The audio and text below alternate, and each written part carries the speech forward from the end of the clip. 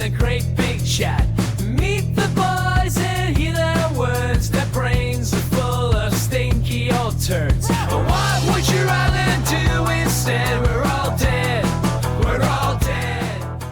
Welcome to We're All Dead. All dead. We're all a comedy podcast. The most positive podcast of all time. Whenever my children see it in the car when we're driving around, it'll pop up on like my next podcast will pop up and they're like, "We're all dead." This sounds like your voice. And I'm like, yeah, okay. Do I want to explain this or not?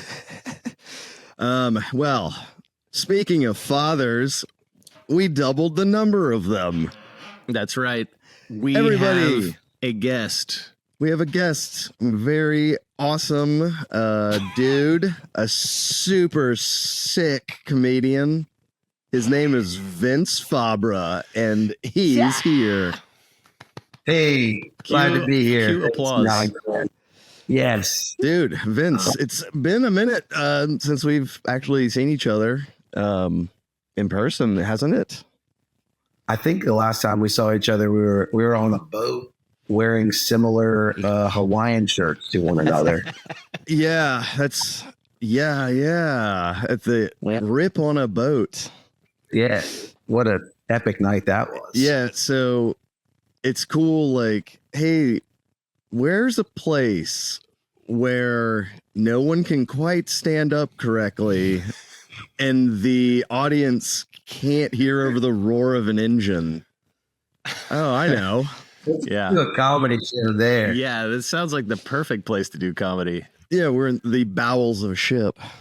Yeah. But I tell you, I especially crushed that night because I had no problem projecting. So like the last row could hear me and my buddy Tim and our silly characters. So I feel like I was truly in my element, battling. Did you did something with Tim Heckle that night? I did. What was your bit that night?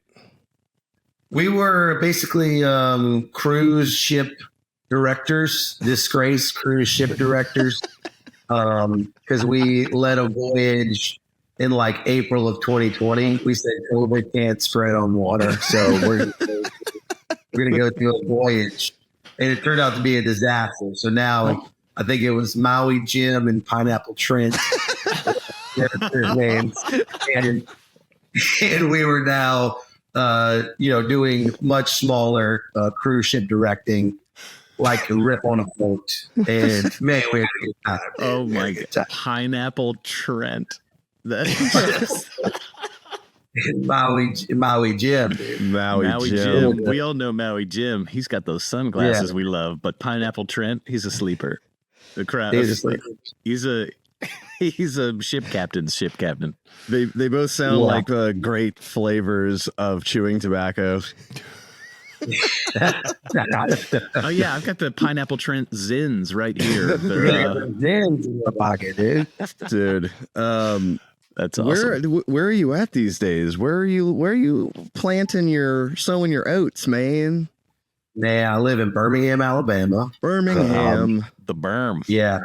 My wife and I and our two kids, we moved here in 2021 for job opportunity for my wife. And, Matt and I were in Charleston together, and our paths crossed a bunch, kind of, doing collaborative projects. And we'll talk about probably the biggest project that we work on together a little later, I imagine. But it was hard to leave Charleston, I mean, there was a great community of creative people. From Theater 99 to the Rip City crew to the stand-up community. And so I was there for 10 years, and it was kind of hard to be like, bye, all my favorite people to collaborate with in the world. I'll see you, once a year, I guess, and move to Birmingham. But moving to Birmingham has been great. Yeah, we really enjoy it. And you've been on the road a bunch too, though. Yeah, that's another plus. It's hard to get to places from Charleston, man. It's far from everything. It is, yeah. If you're not like driving up I-95, which is still a hike to get there, and it's driving. I mean, come on, what are you doing? Man. Birmingham is like 3 hours from seemingly everything. It just feels like it's a cool jump. to get anywhere from Birmingham. So it's made it a little bit easier to get on the road and do some stand up. Sometimes with our buddy Dusty Slay. Matt, I know you know from the Charleston as well. Yeah, Vince has been doing shows with Dusty Slay, who's been that's awesome, crushing Dusty's it. been doing really well. It's awesome that we used to do improv on Wednesday nights at Theater 99 back in 2006. Dude, I was at Dusty's first stand up ever. Which was for 5 people at a bar, and we were all hammered. Dusty was especially intoxicated. The most hammered, yeah, and because he was terrified, and he was like, "I'm gonna do stand up," and it was like stand up co-written by me, Dusty, and John Brennan. Yes. And was this the overalls days? Was he rocking overalls at this point? I think we probably made him leave his Alabama stuff at home. Yeah. For like, hey, put on these ripped jeans and t-shirt. This will be a step up. No, it was Dane Cook was very popular at the time. You know, you're like, let's just put on the Dane Cook uniform, you know. But he actually got a laugh out of 5 people, and I think that little laugh, I saw him spark up. Saw the spark. Yeah. Do you remember your first joke trying stand up? Oh. I think I had a joke about like what constitutes becoming an adult. You know, because I was in my early 20s, post college, just starting stand up. And I think I had some of these like jokes, like no matter, like if you own a handkerchief and you carry a handkerchief, you're an adult. You know, that's the goal. Move. Yeah. You know? Oh, yeah. For our video listeners, I've got one in my back pocket every day, baby. Chris ripped out.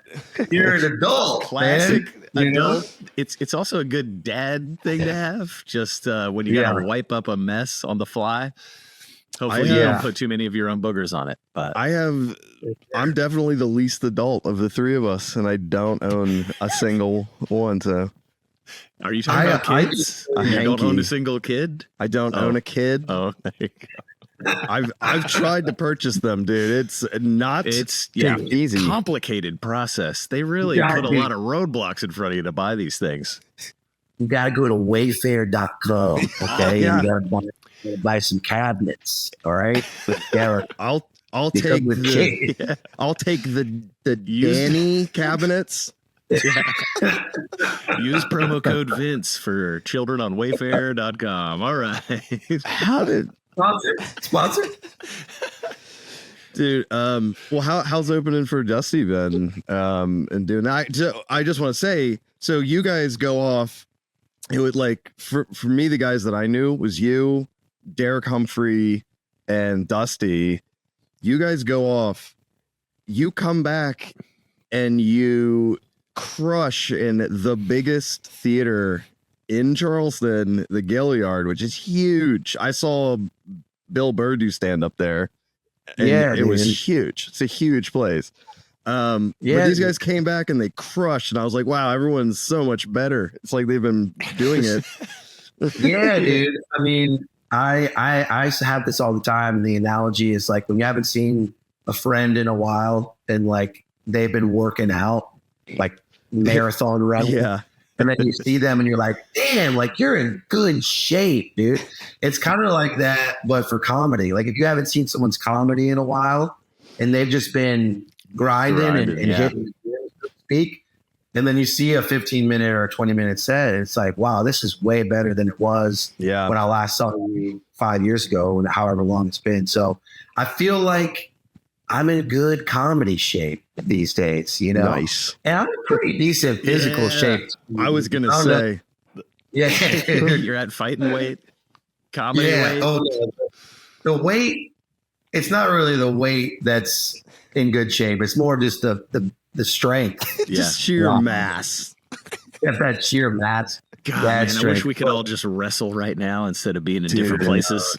Let's get off this dumb website and go to OnlyFans, you guys. Yes. Not that kind of Patreon. wrestling. Our three-way Absolutely. OnlyFans where we pay each other. Just the same $20 just keeps circulating. Yeah, You know, that's my new Is it- website. Triangles. Yeah, the Three Stooges bit over and over, where they owe each other money and they just keep passing the Oh, same bill back and forth, convince each other That's that they're all square.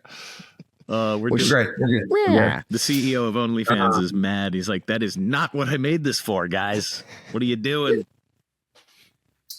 But yeah, the Gilliard show. Yes, Dude, It's great, man. And like it was awesome. Dusty's crowds are awesome. They love comedy. They love I jokes. was gonna say, yeah, Yeah, he's not doing crowd work. He's not, he's really good at riffing in the moment.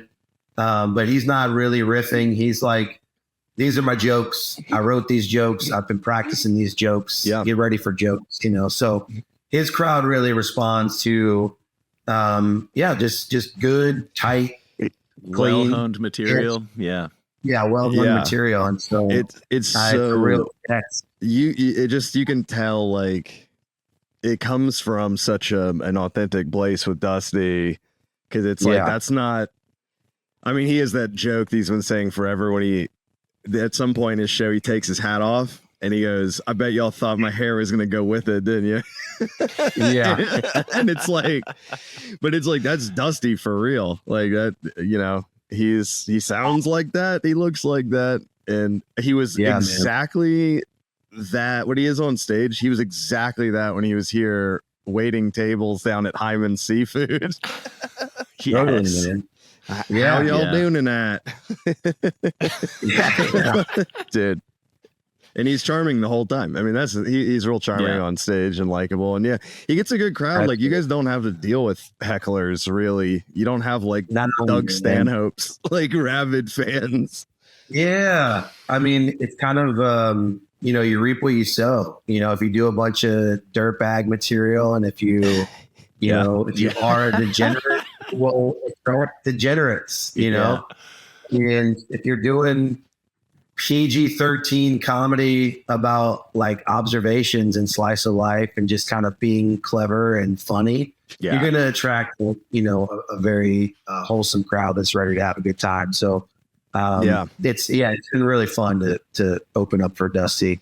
That's awesome. Yeah. Like your heckles are like, I love you too much. I can't hold it in. Dusty's heckles are people saying we're having a good time. Yeah. Over and over. Yeah, I guess having a catchphrase like that. Yeah. That's a good probably People are catchphrase. like, woo. Yeah, it did. Yeah. For me, it didn't work. My catchphrase was boo. I told you that was a bad idea right when you started. It Why'd you do backfired that? so hard. You suck. Not a great catchphrase. So- people are always telling me you suck. Yeah. Yeah, dude. My that's- catchphrase was, that's I actually want my funny. money back. And man, it was not profitable for me. Let me tell you. Yeah. I'm writing that down. That's a good bit to open for Dusty. That's great. If you yeah. had the guy, the anti-Dusty, you should come on as this anti-Dusty right beforehand. It's like, Oh. guys, we're having a terrible time. Okay. It's actually kind of fun. Yeah. Dude. Oh yeah. Okay. So speaking of negative comedy, why don't you tell me about a little comedian named Tom Comedy? Tell me where Tom Comedy came from. I'm also very curious. I've I- seen that bounced around. Tom I Comedy. don't know if this is going to be funny, but it makes me laugh so hard. Listen, Tom Comedy is I feel like the Neil Brennan to the Chappelle show of Tom Comedy. Right. Okay, because I'm a co-creator of Tom Comedy. Okay, Yeah. but we'll never get any of the credit, and I'm okay with that. Just like I'm sure Neil Brennan is like, we made something iconic, and I'm okay not getting credit. So thank you for allowing me to step up Yeah. and tell the story of Tom Tell Comedy. the true story. You heard Tell it here the true first, story. folks. So my pineapple cowboy brother Maui Jim, aka Tim Heckle, we've been collaborating for a long time together. And I feel like I'm a pretty good straight man to Tim's, wild card, because Tim's not a straight man. He's a loose cannon and he's a genius, and we freaking love Tim Ackles. He gets 150% on stage. It's insane. Yeah. Oh, yeah. Like Tim being a straight man would be a disservice. Like that's like Sydney Sweeney not wearing cleavage. Like we gotta just let it out. Let it out. You're gifted. We want to see it. Yeah. You're the strapless shirt to his Sydney Sweeney. Yeah, man. We can't have Sydney. Who wanted Sydney Sweeney in Handmaid's Tale? Nobody. Nope. So we're at the Tin Roof. The Tin Roof open mic, run by Jason Gross, another legend in Charleston comedy. Yeah, he's amazing. I think we're gonna have him on as a guest soon. Yeah. No, he'd be great. He's amazing. So it was the 5th anniversary of Tin Roof open mic. TROM, Trom Comedy. All right. Yep. To celebrate this occasion, Jason Gross had a cake made, but the baker at the Publix or whatever, he didn't write Trom Comedy. He wrote Tom Comedy. Happy anniversary, Tom Comedy. So that night at the Trom open mic, it was a bucket. Jason was pulling names. And I standing there with Tim. I said, Tim, if they pull my name first, I'm going to bring you on as Tom Comedy. If they pull your name first, you bring me on as Tom Comedy, right? And we were like, who is Tom Comedy? Tom Comedy does middle school assemblies. And he's kind of like, again, a disgrace. I guess like there's a theme, a disgrace. Yeah. They're the funniest people. He's a the people trying to claw their way back from disgrace. Exactly. Yeah. Oh, that's great. He's trying to crawl his way back from like the bottom of mediocrity. Yeah, man. Yes. So, and as fate would have it, my name was pulled first, thankfully. So I just got to be like, hey, you guys, like I actually know Tom Comedy. Like I've done some road gigs with Tom Comedy before. And he's here tonight, and so I brought Tim up, and I think it was like doing some. You guys ever get homework on the weekends? You know what I like to do? I like to play Truth or Dare at a sleepover. I dare you to do my homework. Like doing all his material from middle school. Middle school assemblies. And I don't know if we had planned to, or if we had talked about Tim like then going off the rails and doing like profanity-laced tirade that Tim has become known for, especially with the Tom Comedy character. But is this a Kirkson podcast or yes, what Sure. Yeah. I think out of nowhere he just goes, "Fuck pigs, fuck them." Fuck the pigs, man. And I was on stage with Tim. And so he hits the fuck pigs, and I'm just like, wait, what? Where did that Tom Comedy's losing it. Yeah. So then the rest of that set, and then what became the Tom Comedy shtick was like corny, over the top, middle school material, and then a profanity laced tirade. Oh, that's great. I'm the straight man. I corral him back. Tom, hey, come on, bud. And then we just keep riding that wave, dude. And so this story continues because once the lockdowns happened, Vince decided to have a big giant illegal comedy party at his house. So he puts together a stand-up show where the stage is his garage and the chairs are in his driveway. So people are outside technically. And it was there. So I filmed that event, and it was there that Tom Comedy made another appearance. Yeah. And physically attacked me and the camera like while he was going off. So he started with like, his jokes, his dumb like middle school jokes. And then he was like, "What, you think you're gonna get a fucking job, you idiots?" Like he started, he just starts going ballistic. And so he grabbed my camera. He's so 100% in character, but he grabs the camera. He breathed into my lens, and then he was like, "Fuck you," and he wrote "fuck you" in his breath on the lens. Yeah. And then afterwards, he was like, "Hey man," like Tim was just like, "Hey, did I hurt your camera? I'm sorry. I didn't know I was gonna do that."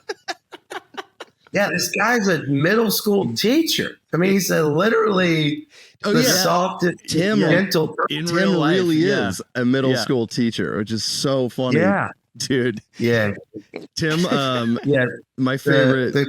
Sorry, go ahead. Oh, go ahead. Hit it. I was gonna say real quick. Tim is a middle school teacher. He's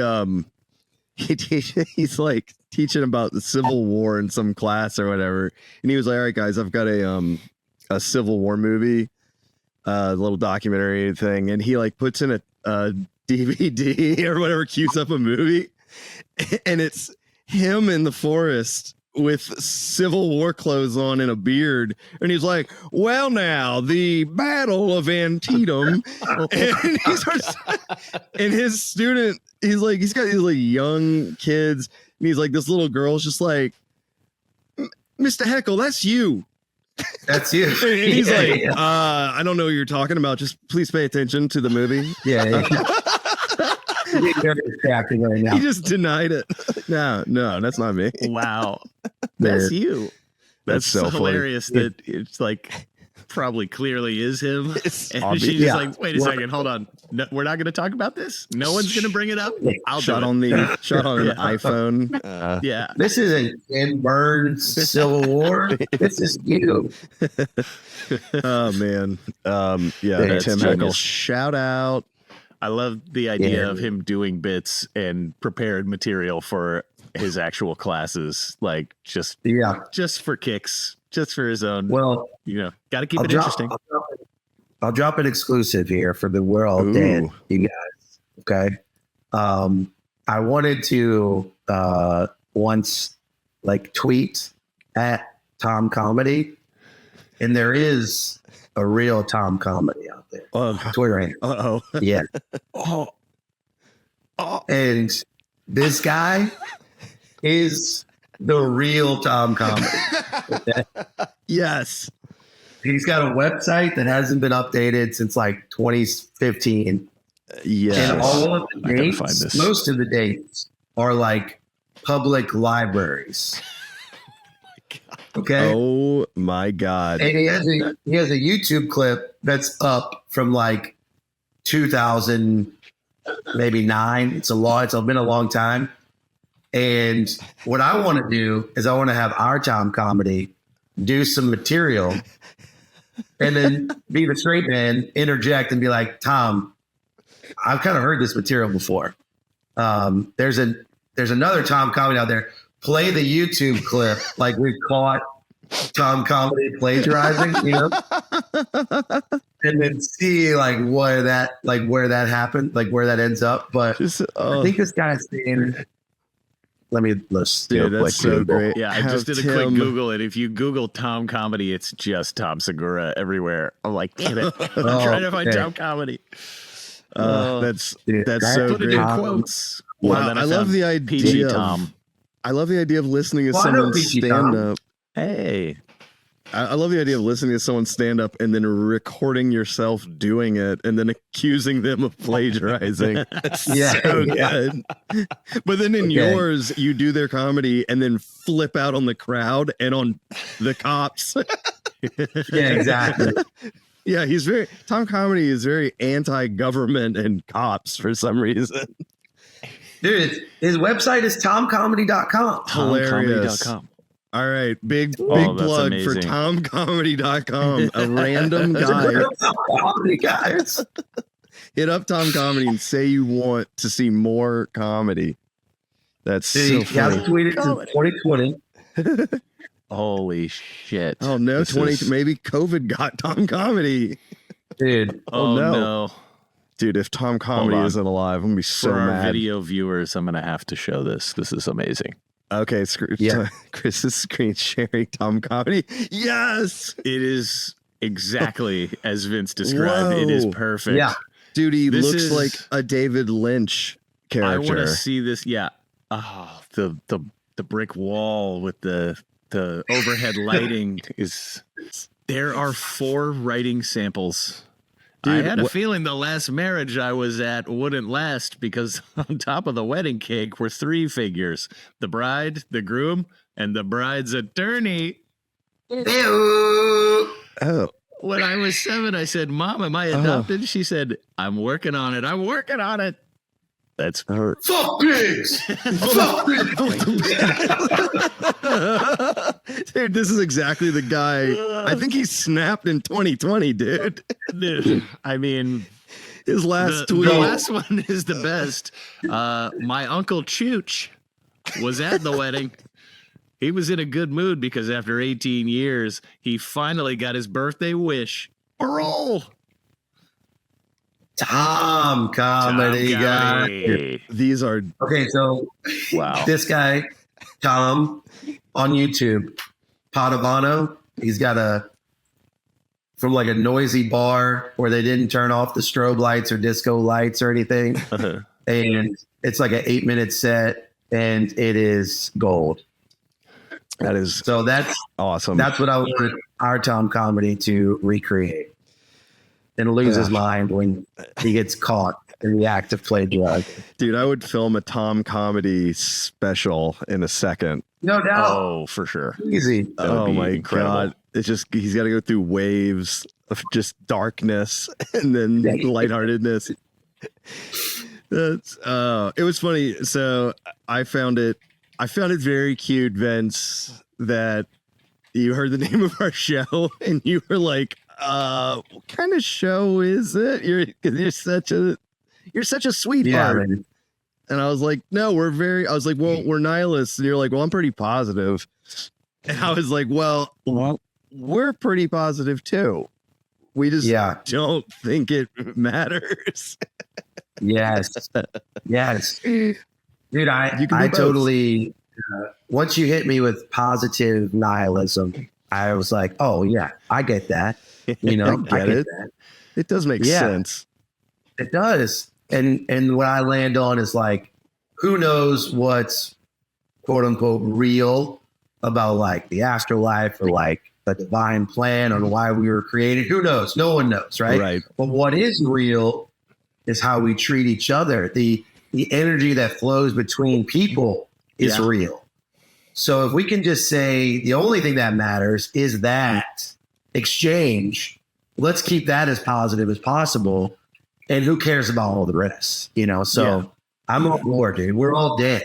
We're all dead. We're Yeah, all dead. that's the thing. We're all in it together. Yes. We are. Yeah. Yes. Yes. Yeah, it's kind of disheartening to see when people who are just like, you know, there's like a cognitive dissonance sometimes where people are like, yeah, you know, yeah, I'm a Christian or whatever. They have a belief Yeah. system and then they are totally unwilling to entertain the possibility that just means you should be nice to people. And they're all hung up on all these. They're all hung up on all the Yes, details. And they're like, details. well, there's a great Emo Phillips joke about it. The Yes, it's the one of the one, like, greatest yeah, he's religion like jokes walks ever. up to the guy on a bridge, and he's, you know, are you a Northern Conservative Fundamentalist Baptist Great Lakes region, Northern Conservative Fundamentalist Baptist Eastern region, or whatever? And they get all the way down. They agree on every single one until the last one, and then he's like, "Die, heretic!" and pushes him off a bridge. It's incredible, but It's- like such yeah, a it's so great good. it brings it to a perfectly fine point. Like everybody's Right. just Absolutely. the It just point is be starts- nice to each other. Because it and just starts. they're hung up on the are details. are you a Christian? Yes, I am. I am too. Yeah. Are you a Oh. Catholic or a Protestant? I'm a Protestant. Me too. Yeah, yeah. It goes It's- from the most broad to the most specific to the point where you're like, wow, he's saying a lot of words right now. I looked it Yeah, up. yeah. There are in America, there are about 50,000 denominations of Christianity that are like recognized. Yeah. 50,000 is a lot. That means that some of those churches have about 5 people in them, by the way. Yeah. And literally be nice to each other Yeah. is probably the foundation of all of them. Right. Like, How many different ways can you say it? It's crazy. yeah. The founder sure. did mention it once or twice, I guess. Yeah.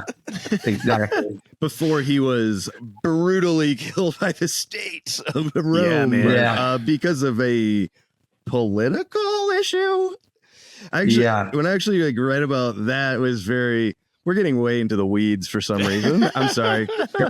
Let's go, baby. Go. No, but it was funny the way like hearing not like a non-religious person, but like a historian talk about that particular like region where Jesus was preaching, and at the time like the Romans ruled it, but it was like an auxiliary place they ran, and basically they were like, here's 50 Roman guards, and then there's like 100,000 Jewish people around you that you're supposed to be in control of, but it's a very fine line in this situation. And and it basically all came down to like just one day Pontius Pilate's like, damn, I got all this stupid paperwork. What the hell are these people mad about now? And then he was like, oh, you want this guy dead? Fine, executed. Next. Like, and he was happened to be like the most important person. Yeah, dude. But it was really and it's interesting. because people don't want to do their job, like, and that still exists today. Yeah, like that's part of the human condition. The he fact was- that a clerical error led to the Son of God being executed. That's Pontius up. was just like, my constituent. He was like, this is a stupid bill, but my constituents are gonna vote me out next time, and I'll have to get a real job. Like that's what was happening. 2,000 years ago. Wow. Yeah, I don't know why the politics of it are very funny to me. dude, absolutely, man, absolutely. I don't know. I just I go off on things like that, Vince. I just the problem is I get too high, I think. Dead silence from the crowd. Are you high? Are you high right now? I mean, residually, you know, I'm still high from last night. I'm Is that just what kind you're of saying? always. Actually, I haven't had a drop of booze this whole year, dude. Yeah, it's 2025, man. Crazy is that? 2025. Matt's been- clean. That's cool, dude. It's been like 5 months. That's been pretty cool. Yeah, Hey, you that's feeling, something. Yeah, progress report. How's that going? You feeling better? Yeah, I feel pretty good. I can function on less sleep, which is good because I wasn't getting the sleep anyways. I was just tired all the time. Sure. Yeah, it's good. It's nice to be able to wake up in the morning and go to a film set at 6 a.m. and not want to kill yourself. Yeah. don't And so that Sometimes You kinda go. came- Go. Sorry, Vince. Go ahead. you came into the year just feeling like, hey, New Year's resolution or sober dry January, like kind of what was the motivation? I kind of talked about it on the podcast a little bit. I was just on vacation and just hit the sauce hard as hell. And then just came back and it was like, I'm taking a week off to I'm taking the month off to just day to day. I'm just like not drinking. So Yeah. there was no master plan really. I feel like if I said to one day at a myself, time. yeah, one day at a time. I don't have a problem. But that one day at a time thing makes sense for everything because including like doing stuff or not doing stuff, because it's like, if you go, I'm never going to drink again the rest of my life, there's like a huge amount of pressure on you. And then it's like, well, I'm not going to pull that off. So screw it. I'm just going to drink now. Who cares? Yeah.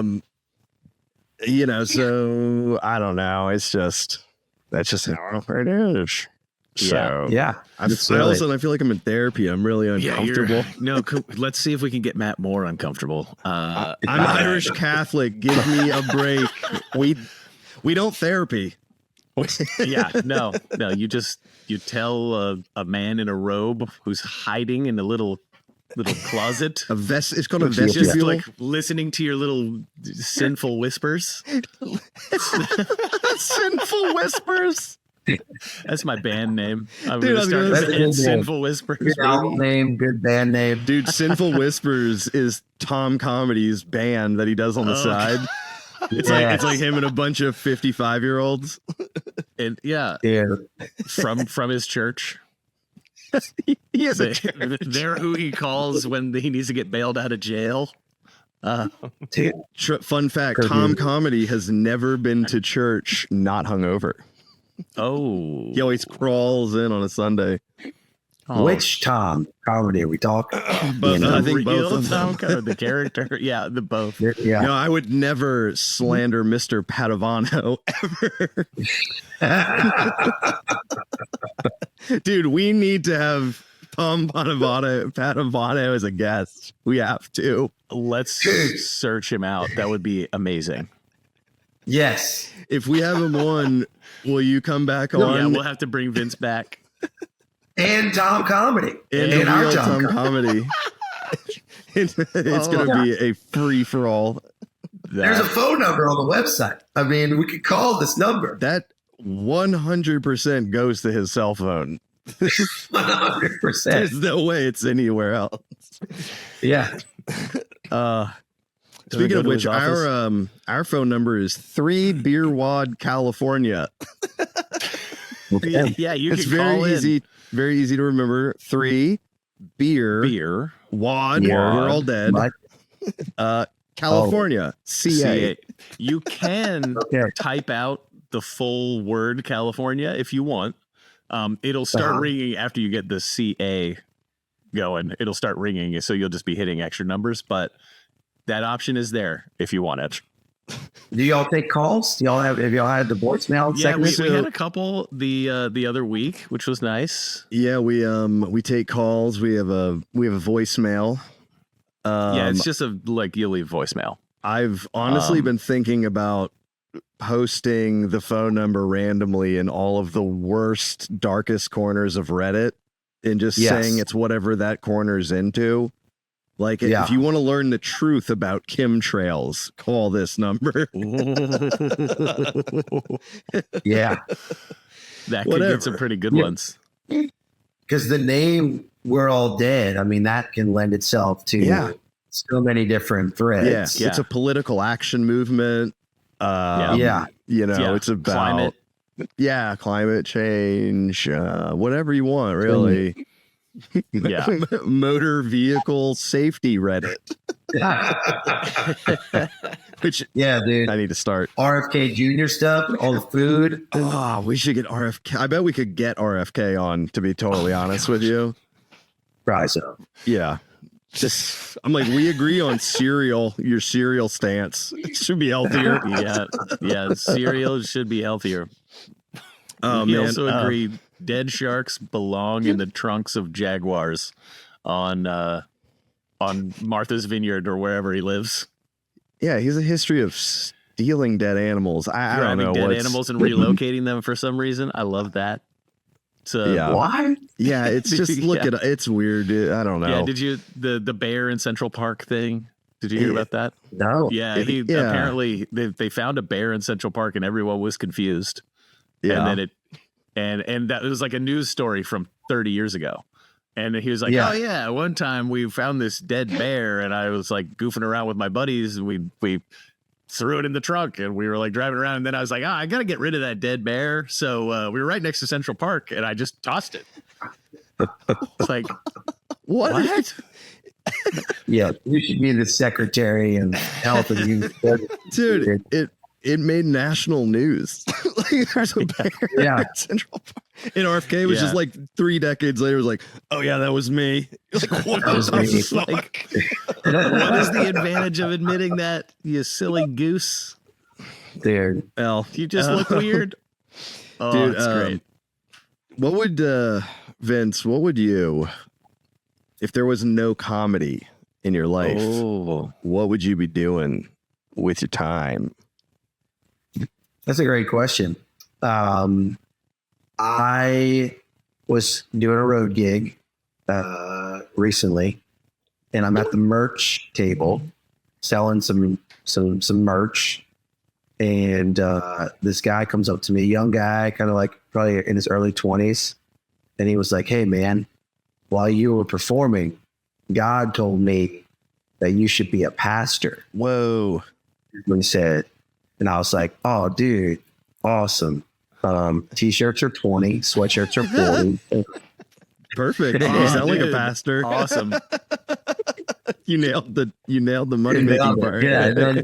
And then he asked if we could pray together. And I was like, yeah, dude. Sure. Like, again, that exchange between people, you know, Mhm. like I think Yeah. the trick is to be so comfortable with who you are to where you can always like just be kind to others and not be like, this is weird if we pray in front of all these other people wanting to buy my merch, you know? Yeah. I was just like, let's pray. We brought it in. We prayed for a while. He held up the line and then Wow. he didn't buy anything, which was upsetting.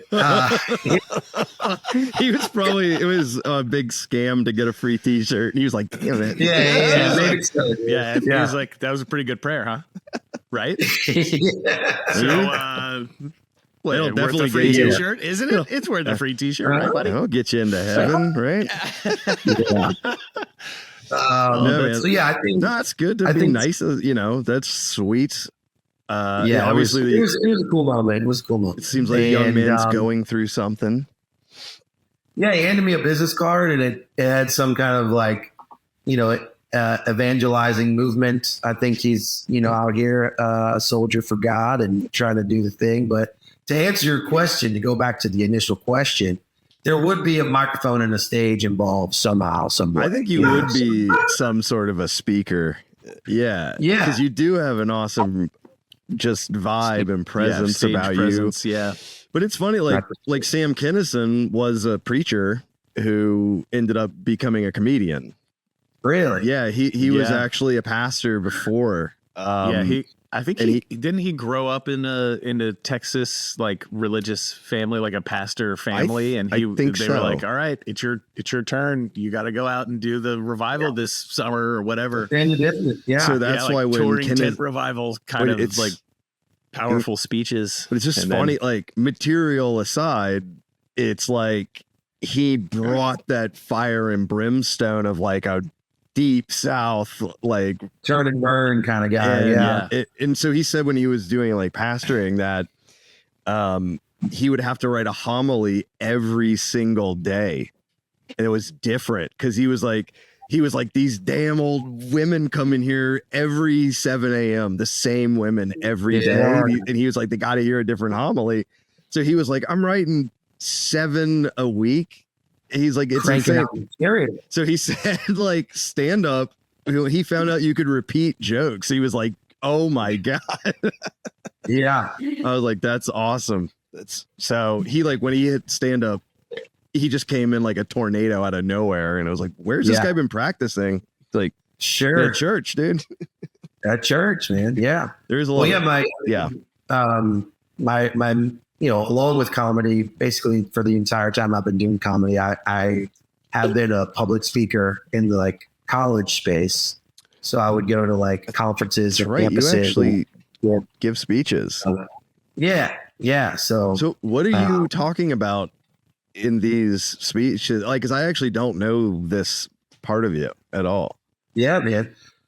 Well, for many years, I worked for a company that talked about recruitment, specifically for fraternities and sororities, like how to bring members into your organization. Because, you know, if you're not growing and if you're not recruiting, your people are going to graduate and your organization is going to die off. So recruitment is such a heavy emphasis for these groups.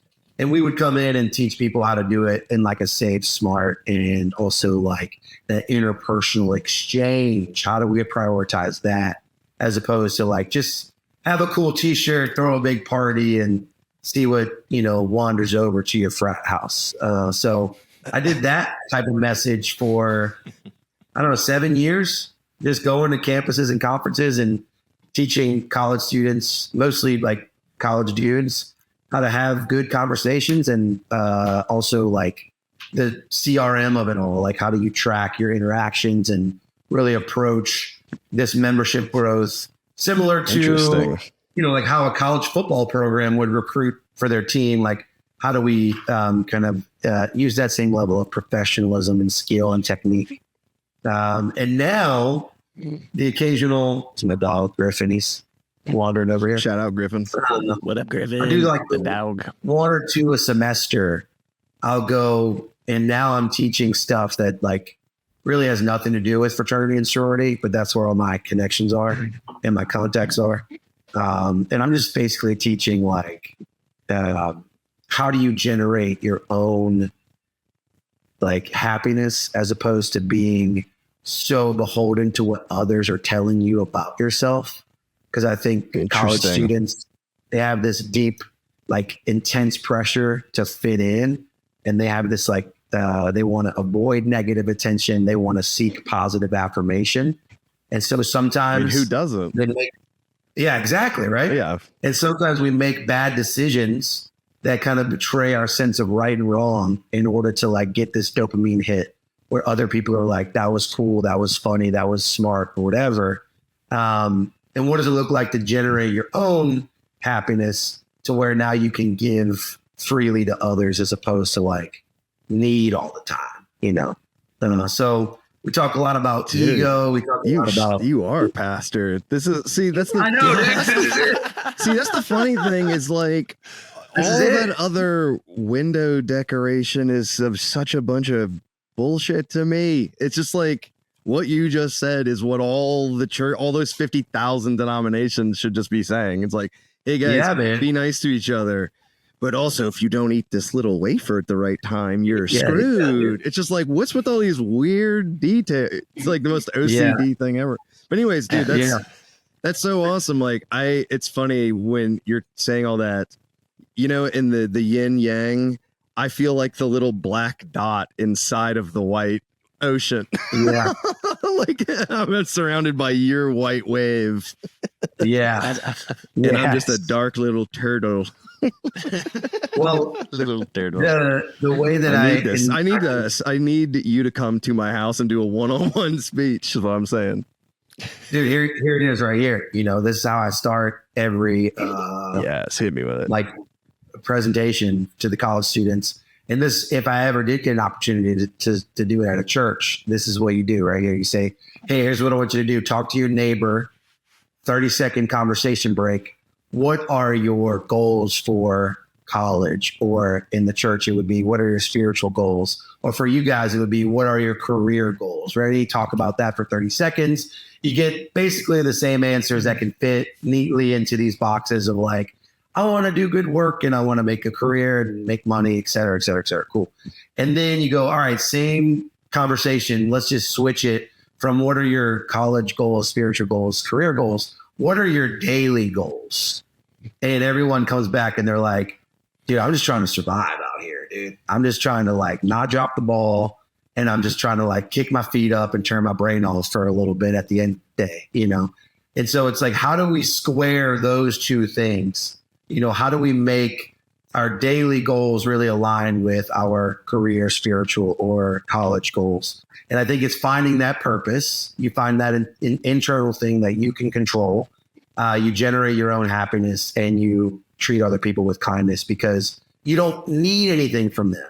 You are a self-fulfilling kind of thing, And so, I would love to lead this workshop. And this is where you pay me because this is good stuff, right? This is where I send you the invoice. Dude, that's that's good stuff, man. That's awesome. That's a interesting idea to be like, because that's my thought too. When you go, what are your goals? Like I'm just like, dude, I'm trying to not lose my house to survive. I'm like, it's survival.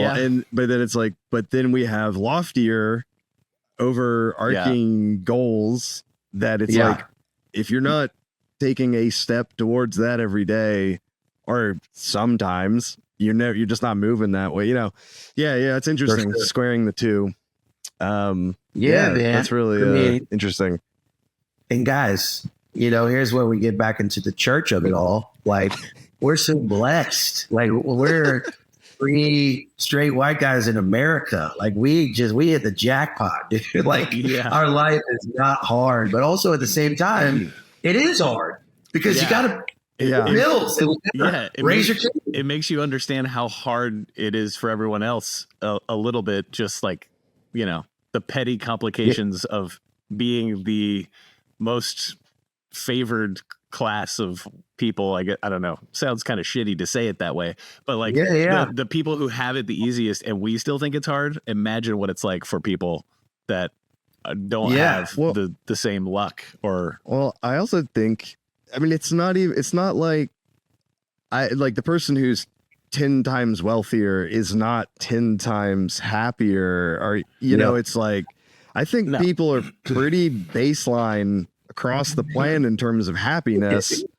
And it's like, I've met super wealthy people. They're exactly as sad as everybody else. And I mean, you know, it's like, I don't know. Look at everybody in charge. I rarely see them smiling and laughing. It's very, very rare. But yeah, no, everybody, dude, life's not easy for anybody up in your brain. Like there's always moments where you're just like, what is happening? And even if things are great, you think things that ruin your day. Dude. It's a daily grind to just survive. You know, I don't want to drop the ball. And like, man, can I just get some time to stare at my phone a little bit and turn my brain off? Like, I'm just trying to do that every day. Turning your brain off is nice too. It is nice. And you also provide that's comedy for a lot of people. You know, it's like very true. Especially like you're you guys, their like, brain guide for a moment. You're like, hey everybody, let me take you on this little journey. And it's like, and going, like when you're with Dusty, it's like going to see you guys. It's like people go in there, know what they're going to get. They know that it is a time to like chill out, just enjoy the show. Like you're not, and this is no offense to any other comedians, but it's like, you're not David Cross, like getting furious on stage and like getting the audience riled up. It's like, no, dude, I'm here to chill out. Yeah. We're having a good time. We're having a good time. Yeah. And like I've kind of been, you know, as you can tell by a lot of these conversations, I like to reflect, do some internal auditing of like, what do I want my comedy to be, you know? And I've come to some adjectives. I want it to be positive. I want it to be earnest, like have a little bit of sincerity behind it. Sure. I want it to be very silly and also want it to be smart, you know? And sometimes I'll write a joke where I feel like that's a good joke, but it's really not all 4 of these things. It's not checking all 4 of these boxes. And so I just have to realize like, that's a joke for someone else, you know, maybe make a phone call and try to give it away or just leave it in the notebook for when maybe these adjectives change, you know. But right now I'm just being positive, earnest, silly, and smart, you know. And that's funny. Awesome. Trying to be. You're a funny dude. It's working. Or, you know, you might watch a show and be like, this guy's got great stage presence, but the jokes aren't there. He needs to be I don't care how clean or dirty you are. If you are not funny, dude, I am not interested in this comedy. That's the tough thing. Like that's the key. Some people go after like really lofty topics that are like seemingly untouchable. No one wants to go there, you know. Or they'll say even worse. They'll say you can't joke about X, Y, or Z, and it's like you can joke about literally anything. Yes, if it's funny enough. It's funny. The only person limiting your ability to talk about that is you. I rarely hear people complain about the funniest jokes. It's usually a joke that wasn't that good are the ones people get offended by. Yeah. It's like you try to find a shortcut, you know, instead of writing the great joke, you use some of that shock material as a crutch. Yeah, exactly. Just saying the taboo word does not make it a joke. You shouldn't have crutches at all in your comedy, and that goes for being filthy as hell or being leg injuries. or or like dumb joke. Sorry. literally being like the Christian comic that tours churches, and it's like your crutch is the religion. It's like Sure. some of those comedians are killers. It's funny as hell because I grew up in that environment, and some of them do have an Some that are amazing like fantastic. set. Yeah. They have a killer 20 that they can crush with. Yeah. But if you're like, that joke didn't work, talk about Jesus, Yeah. then it's like, okay, I just like the art of the comedy. For sure, man. But yeah, man, this has been an awesome convo, dude. Oh, dude, we started. I'm sorry to add more to it. Go.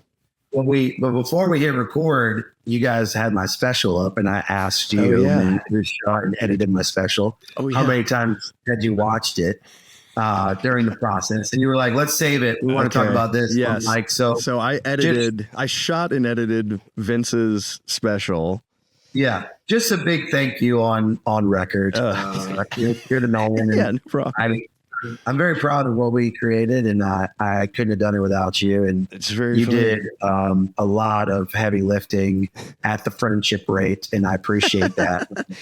Thank you no for problem, that. dude. Of course. Amazing. Yeah, and like now that I'm on the road and doing shows, like even though it's a YouTube special, with like 11,000 views or whatever, it just feels good when people are like bringing me on stage and they say, "This guy's a special called Let's All Agree. Go check it out. Give it up for Vince Fabra." It's like, it's a credit. You can't take it away. Exactly. It exists. It's real.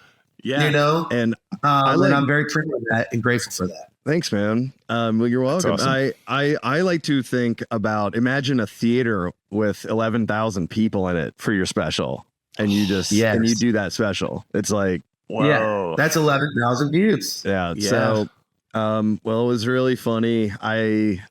I'm gonna I'll Chris Farley show it for 1 second. I'm like, I really like your just the way you deliver it, your bit about not cursing in front of your kids. Thanks. And you're like, because it was like the punchline is so much about how you said it, but you're like, I'm trying to express myself, and I'm over here saying gosh and darn. I'm like, I'm not trying to sound like a silly goose. Yeah, dude. And it was like, not trying to sound like a silly goose is a funny punchline to me. Yeah. Anyways. Thanks. Thanks, man. dude, thanks for coming on, man. This is really fun. How many times, Perry? How many times did you watch it? Oh, yeah. How many times did you watch it? So the problem with I watched it all the way through quite a few times, but the thing with editing is like, it's like ironing. You go forward a tiny bit, and then you go back over it a tiny bit, and you go forward again. Yeah. And so I listened to you go, and that's how it is. And that's how it is. And that's how it is. A billion times. Yeah. But to be like, I'm cutting on this frame. right around the cut point. You're like, I've listened to your special by little snippets 1,000 times. I've listened to one phrase in your special 1,000 times, and the whole thing a couple. So when I first sent you like a rough cut of it, and you sent me back like, hey, can we cut out like this joke right here? I'm like, I don't even know that joke because I've been listening to it in like 1 second increments editing. Yeah. And I was like, I don't think I listened to the material through the edit. Yeah. And then the second cut is when I was like, all right, let's listen to this special. Does this make sense? Let's get in there. Well, dude, I mean, you did some real magical work because we shot only one show. Yep. And we had 3 cameras, and one of the cameras died, I think, at a certain chunk of the show. Yeah. And so there's a chunk of the show that's just cutting between 2 cameras. I hope no one noticed. Okay. But yeah, it was a directorial choice. It was my decision. It was an intimate moment. It required intimate close-ups. Dude, and we I think I ended up saying like I need to lose minutes because there were one show, you hit a joke that you know is good, but for that crowd, when the cameras are rolling, it didn't work, and you're like, well, shucks. Now we got to cut this whole bit. Yeah. And dude, like you did some magical ironing, to go back to that metaphor. You really were able to make it seem like, hey, this is one cohesive 37-minute or whatever show. And we had but there was a lot of and technically cutting. we had no sound. Like I wasn't recording the audience and Vince. So I'm like, when I'm cutting stuff, I have to make sure the level of laughter is the same through the transition of the cut and like mix those together. Oh. So it's what you can do with your buddy Matt, his friend Danger, and 3 cameras. Shout out to Danger Mandrala. Yeah, Christopher Danger. His Mandrala. middle name is Danger, and that is legally his middle name. Yeah. Yeah. His parents on his were license. Like, we're hilarious and cool. We're gonna make it so this kid can say my middle name is Danger and mean it. So before we go, just shout out Danger. He said when he was 18 years old, he got to choose his middle name, and he goes, it was a toss up. Yeah, so it was a toss up. Oh, I didn't know that part. Yes, no. So he had cool parents who let him and his sister choose their own middle names when they were 18 years old, and Danger said it was a toss up between Danger and Nintendo. And I was like, dude, Nintendo would have been a fly name too. Pretty hilarious. Yeah. All right. On Well, Nintendo. dude. Awesome. Thanks for joining us, Vince. It's been a pleasure. Our times in Charleston did not quite. I left right before you came, I guess, judging from what you said. But it's great to meet you and talk to you. I've heard your name batted around a million times over the last 10, 15 years. So it's nice to finally get a chance to chat.